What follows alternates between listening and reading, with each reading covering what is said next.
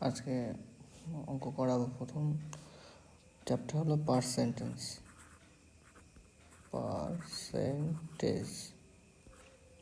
Percentage মানে বাংলায় যাকে বলি আমরা শতাংশ। শতাংশ মানে কি? এটি 100-র মধ্যে কত কিছু। সবসময় মনে রাখতে হবে যে পার্সেন্টেজ মানে আমরা সবসময় 100-র হিসাবেই সেই সংখ্যা বা তার মান নির্ণয় করব, সেটি 100-র কত অংশ। তাহলে প্রথমে যদি আমরা ভাবি যে পার্সেন্টেজ মানে কি, যে শতাংশ, শতাংশ চিহ্ন কি, এই যে ব্যাস।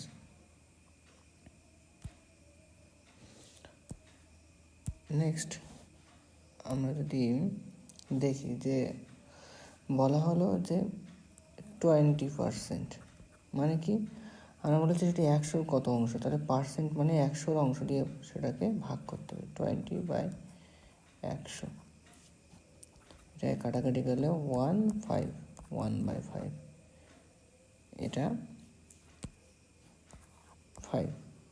তাহলে এইটা যেটা পেলাম এটাকে বলা হয়, এইটাকে বলা হচ্ছে ফ্র্যাকশন,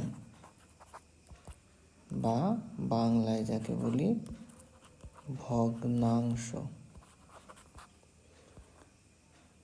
তাহলে এই যে ভগ্নাংশ পেলাম, একে যদি আমি আবার শতাংশ নিয়ে যেতে চাই তাহলে কি করব? 1/5, একে যদি আমরা শতাংশ নিতে 100 দিয়ে গুণ করব। কত দিয়ে? 100 দিয়ে। 5, 20, এটা ইজিক্যাল টু 20%। তাহলে আমরা কি জানতে পারলাম এখান থেকে? দেখো, কোনো ফ্র্যাকশনকে যদি আমরা পার্সেন্টেজে কনভার্ট করতে চাই,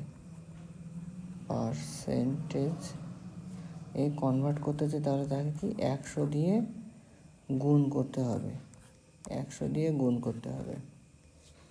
আবার সেম জিনিস যদি কোনো পার্সেন্টেজকে থেকে আমরা যদি ফ্র্যাকশনে নিয়ে আসতে চাই, তাহলে সেক্ষেত্রে কী হয়েছিল? আমরা ঠিক তাকে 100 দিয়ে দেখো ডিভাইড করেছি, 100 দিয়ে তাকে ডিভাইড করেছি। এবার কতগুলো উদাহরণ দিয়ে বোঝানো যাক। যদি আমরা বলি যে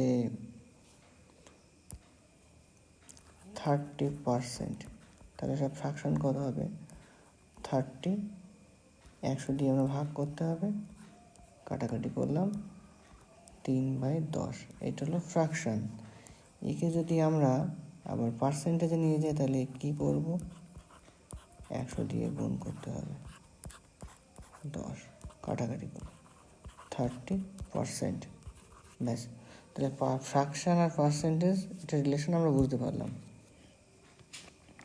এইবার আমরা কিছু অঙ্কের সুবিধার্থে আমরা পার্সেন্টেজকে আমরা ফ্র্যাকশনে নিয়ে যাব।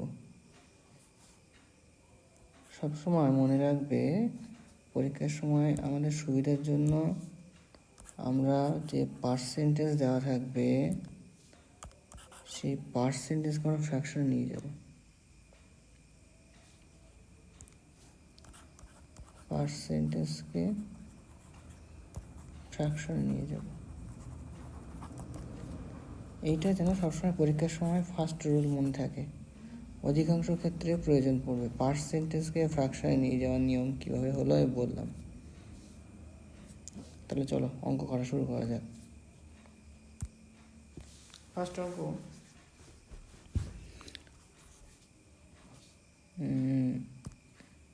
প্রথম অঙ্ক,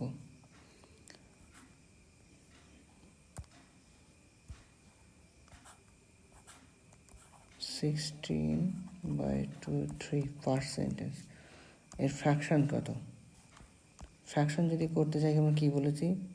প্রথমে এটা কি 3 × 48 আর 2 50, 50/3, তাকে 100 দিয়ে ভাগ, মানে 100 নিচে ফুল হয়ে যাবে। তাহলে কত আসলো? 50, 2, 1/6। এটা ফ্র্যাকশন, এটাই হলো ফ্র্যাকশন। আবার এইবার আমরা সরাসরি অঙ্কের দিকে চলে যাই। দেখো অঙ্ক কি বলছে,